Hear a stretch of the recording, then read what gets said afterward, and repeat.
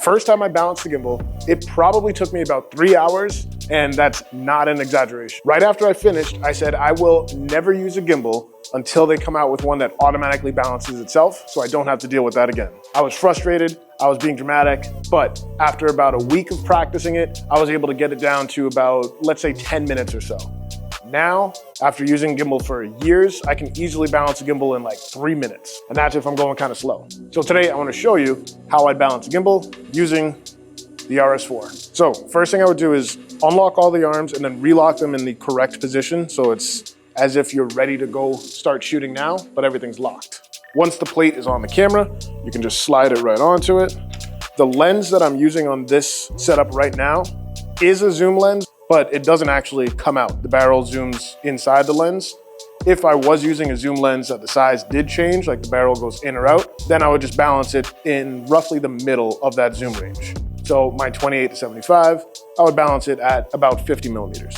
I like to start with the tilt axis. I'll point the camera straight up, and I can see that this is definitely not balanced yet. So we'll go ahead, and I'll try and push the camera towards me because I can see, all right, we're not there yet. Now it's close, but it's a little bit too much this way. So it's just a game of trying to find where that sweet spot is in the middle. Honestly, with how powerful these gimbals are now, you really only have to get to like 90%. There we go, that's 100%, and you'd be fine. So, lock that one. I know that one's safe. You know it's balanced when you can let go of it and it stays in the exact same spot. Now, for tilting forward and backwards, it's not balanced. So I have to go ahead in here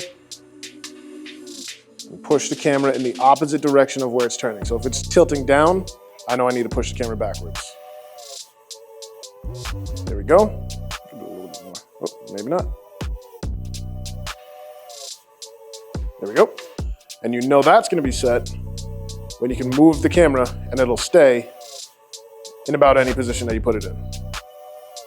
All right, so I can relock that arm. Next, I like to do the roll. Okay, that's way off, so I know it's going right, so I need to push the camera left. A little bit more. A little bit more. I can do a little bit less, maybe. It's gonna be like right in between. There we go. Lock it. There we go. No matter where I put it, it's gonna stay in that position. I know that's set. Last one, I'll unlock it, and I usually like to have the camera right against my belt, and I can see that way. So that way I know it's perfectly straight line, not even close. Unlock it, push the camera, go back and hold it, too far the other way.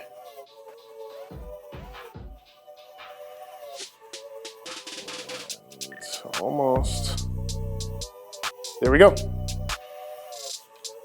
So then the last step that I will do, now that everything's all set and balanced, I actually turn on the gimbal, and you'll want to go ahead and start a calibration. That way the gimbal itself can optimize how much strength to put into the motors based on the setup that you have going. And now it is all set and balanced, and you know you're good when on the back screen, no matter where you move it, it always stays green. If it turns yellow or red, then you know it's off somewhere. That's the easiest way to go ahead and balance a gimbal.